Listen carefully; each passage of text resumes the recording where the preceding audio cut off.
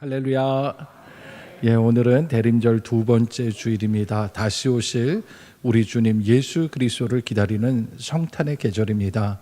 주님 다시 오시는 날, 우리 주님께서는 이 땅을 정의와 공의로 심판하시기까지 우리는 끝까지 우리의 믿음을 지키며 참된 예배자로 살기를 원합니다. 오늘도 성령께서 이 자리에 함께 하시고 영과 진리로 드리는 우리 예배를 기쁘게 받으시고 우리에게는 은혜와 평강 주시기를 간절히 소망합니다. 오늘 이 아침에 주신 말씀 빌립보서 1장 3절로 11절의 말씀으로 그리스도의 날까지라는 제목으로 복음 증거하도록 하겠습니다.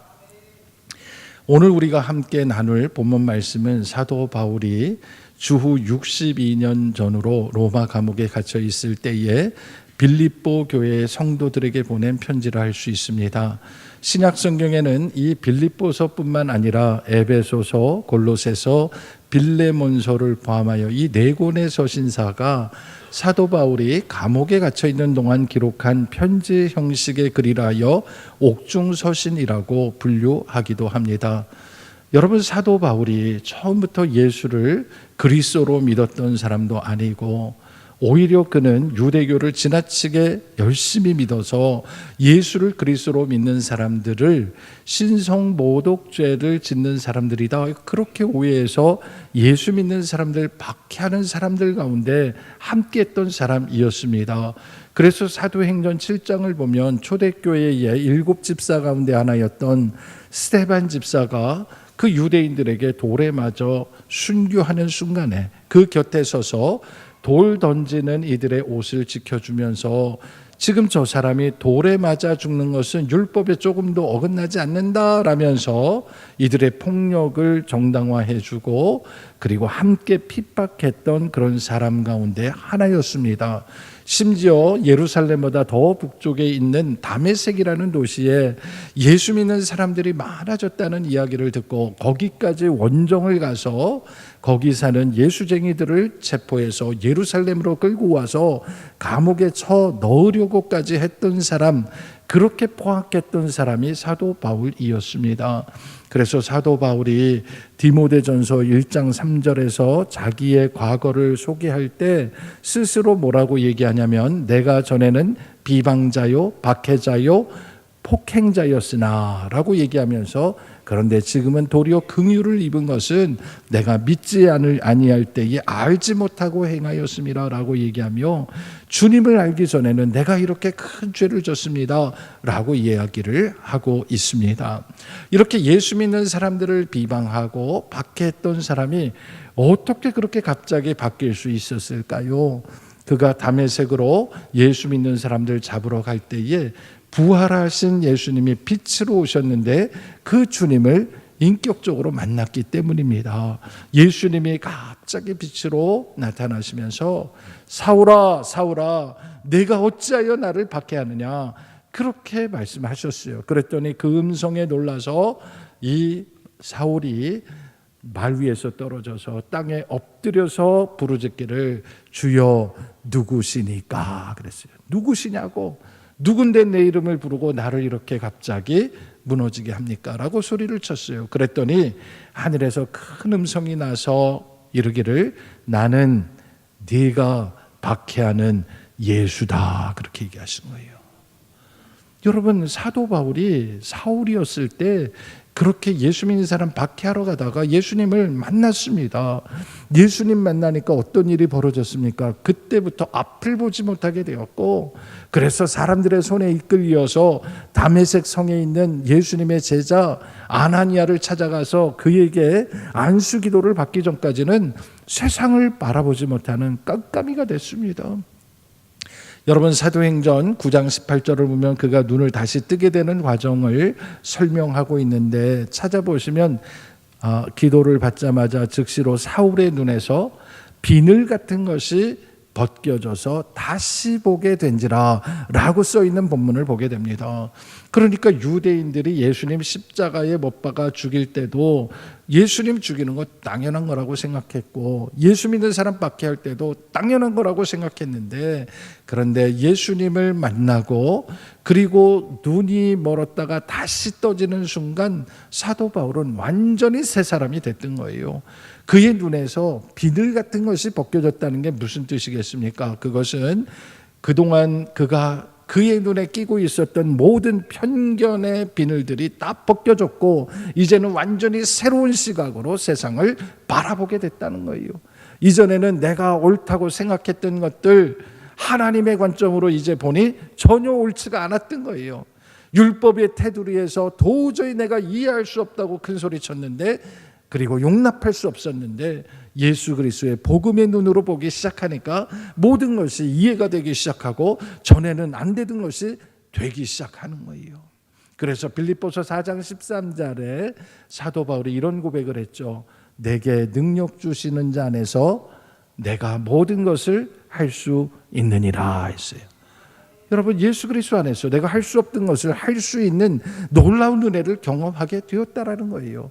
그래서 지금 로마 감옥에 갇혀서 언제, 오늘이 될지 내일이 될지, 언제 순교당하게 될지 모르는 그런 불안한 상황 속이었지만, 사도 바울은 절망하지 않고 빌립보 교회 성도들을 향해서 내가 너희들을 생각할 때마다 나의 하나님께 나는 감사하고 있다, 그렇게 이야기하며 오히려 감옥 밖에 있는 빌립보 교회 성도들을 위로하고 권면하는 글이 바로 오늘 본문의 말씀입니다. 그렇다면 무엇이 사도 바울을 이렇게 바꾸게 했고 그의 믿음을 단단하게 만들어 주었겠습니까?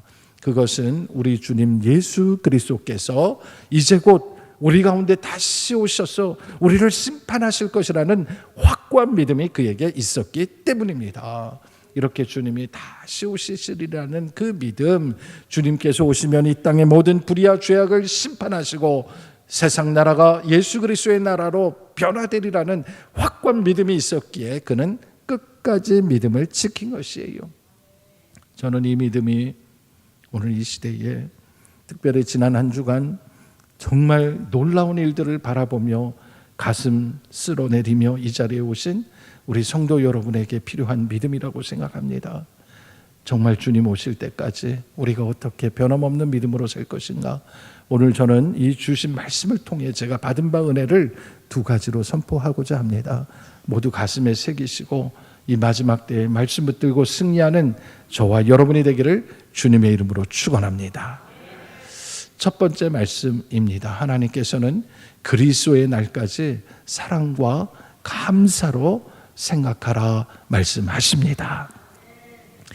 여러분, 빌립보라는 이 지역은 사도 바울께서 2차 선교 여행을 가는 가운데 소아시아의 가장 끄트머리에 있는 드로아라는 지역에 가서 이제 어디로 가야 할까 그렇게 고심하는 가운데, 기도가는 가운데 성령의 인도함을 받아 그들이 가게 된 곳이에요. 잘 아시는 것처럼 환상 가운데 마게도니아 사람들이 나타나서 건너와 우리를 도우라 하는 그 말씀을 듣고 이제 일행들과 함께 배를 타고 소아시아에서 유럽으로 드디어 건너가 처음으로 유럽에 복음을 전하기 위해 도착했던 성, 그 첫 번째 성이 바로 빌립보라는 곳이었습니다.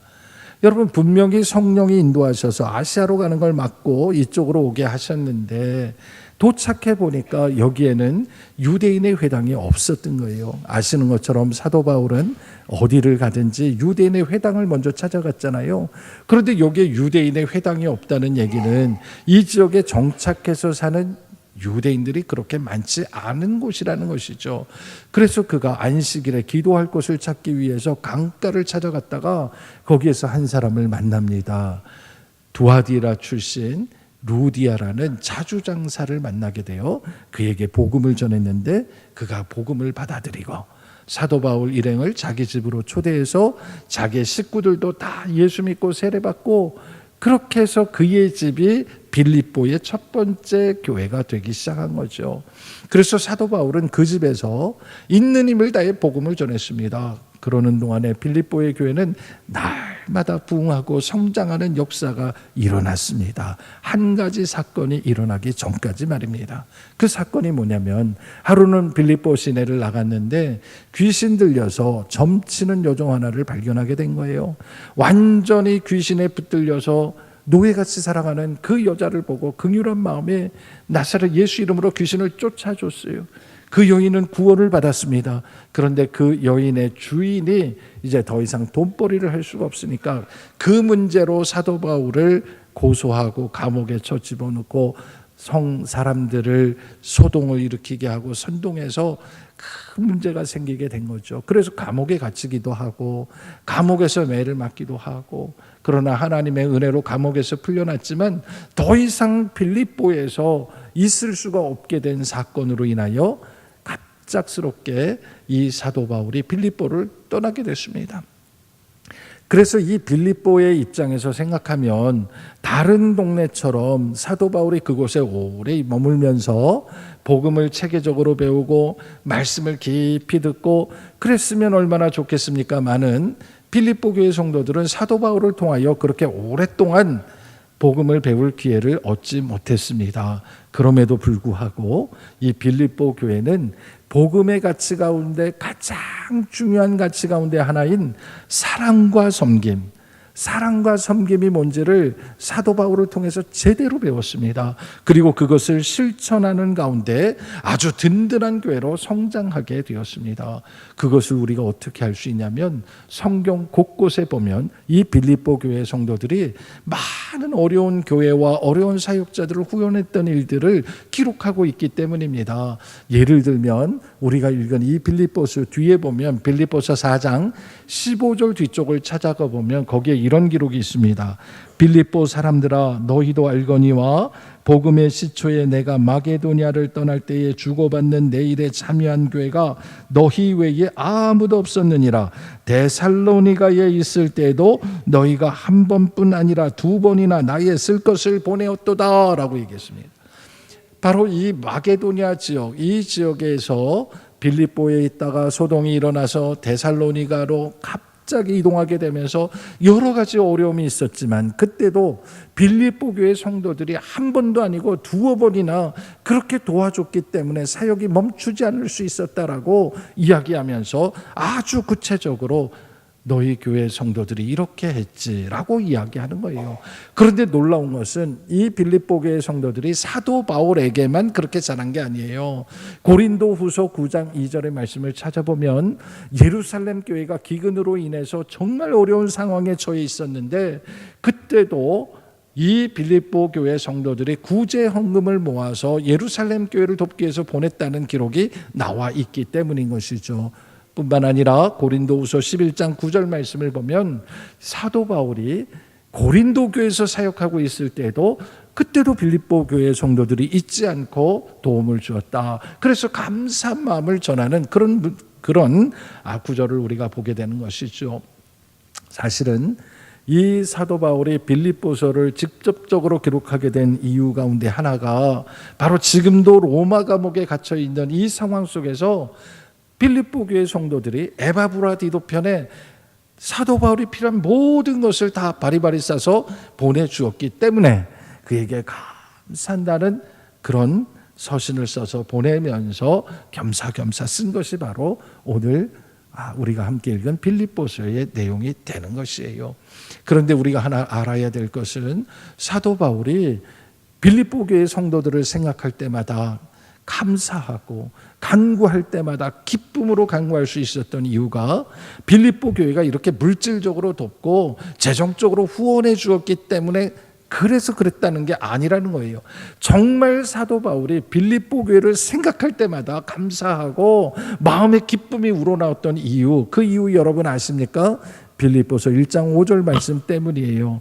여러분 빌립보서 1장 5절 말씀 찾아서 함께 읽어보겠습니다. 시작. 너희가 첫날부터 이제까지 복음을 위한 일에 참여하고 있기 때문이라.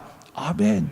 그러니까 빌립보 교회 성도들은 복음을 처음 받아들인 그날부터 지금까지 변함없는 모습으로 사랑을 실천하며 사역하고 있다는 거예요.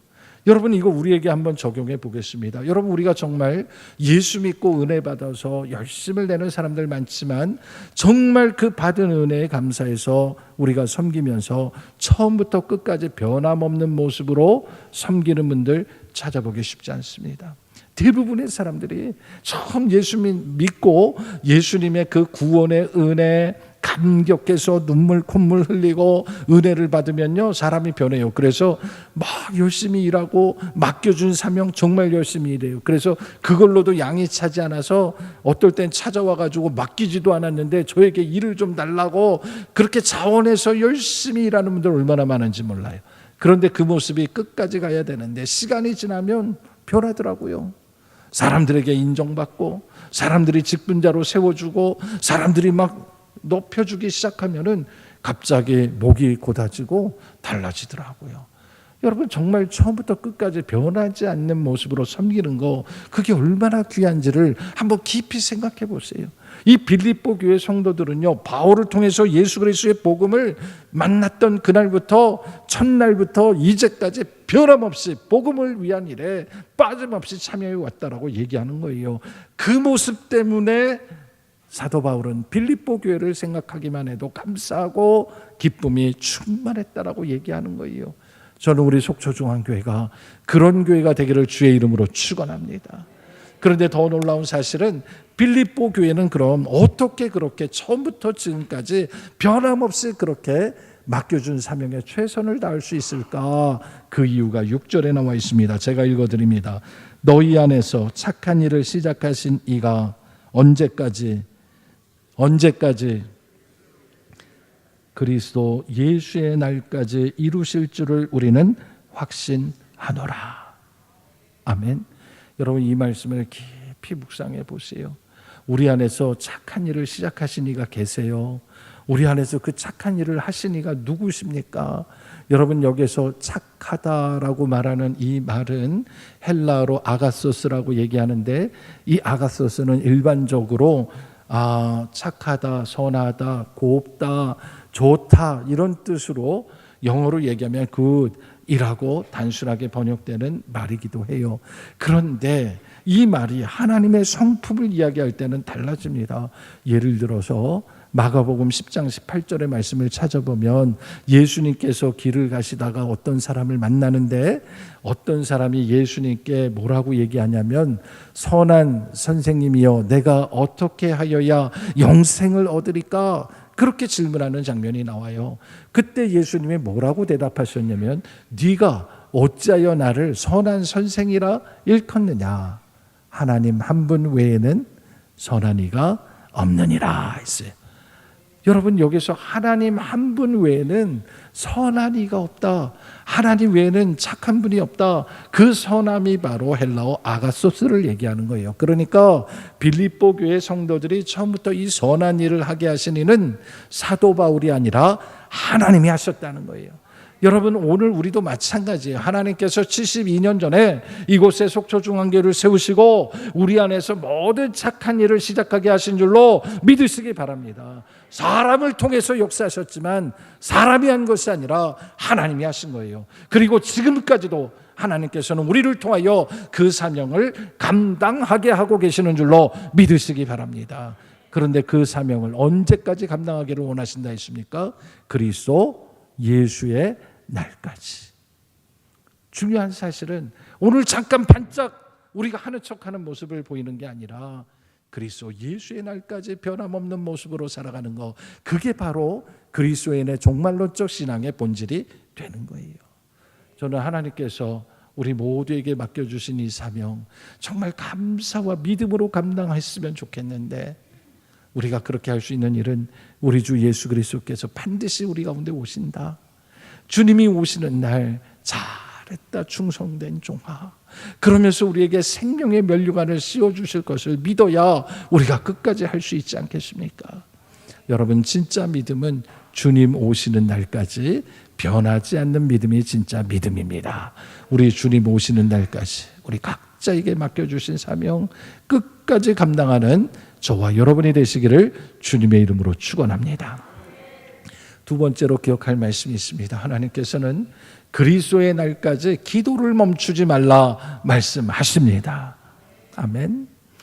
앞서 말씀드린 것처럼 사도 바울과 빌립보 교회에 이 성도들이 함께 지냈던 그 물리적인 시간은 사실 그렇게 길지 않았을 거예요. 그런데도 굉장히 오랜 시간 동안 이들이 서로 존중하고 사랑하고 존경하고 아꼈던 이유가 어디에 있었겠습니까? 여러분, 오늘 본문 8절 말씀을 제가 읽어드리겠습니다. 내가 예수 그리스도의 무엇으로, 예수 그리스도의 심장으로 너희 무리를 얼마나 사모하는지 하나님이 내 증인이시니라 했어요. 여러분, 사도 바울이 빌립보 교회 성도들을 이렇게까지 사랑하고 사모한 이유, 그 이유는 하나예요. 사도 바울이 누구의 심장을 가졌어요? 예수 그리스도의 심장을 가졌기 때문에 그 심장으로 빌립보 교회 성도들을 바라보니까 그렇게 끝까지 사모하고 사랑할 수 있었다라는 거예요. 여러분, 우리 한번 서로를 바라보세요. 여러분, 우리가 한 집에서 그렇게 오래 살았어도 인간적인 모습으로 서로를 바라보면 좋을 때도 있고 그렇지 않을 때도 있고 요동칠 거예요. 그러나 우리가 서로를 바라볼 때 그리스도 예수의 심장으로 서로를 바라보게 되면 우리 한 사람 한 사람이 우리 주님 보시기에 얼마나 귀하고 얼마나 아름다운 사람들인지를 깨닫게 되면 우리는 서로를 사랑하지 않을 수가 없는 거예요. 여러분, 예수님께서 날 위하여 십자가에서 그 고통당하고 피 흘려 죽으셨는데 예수님이 날 위하여만 피 흘리신 게 아니라 바로 여러분들을 위해서, 바로 우리의 자녀들을 위해서 우리 주님이 그렇게 피 흘려 주신 것을 우리가 깨닫는다면, 그래서 그 십자가에 달리신 예수님의 눈으로 우리 서로를 바라본다면 우리 중에 어느 누구도 귀하지 않은 사람이 없을 것이에요. 우리 모두는 예수님의 핏값을 주고 산 성도이기 때문이에요.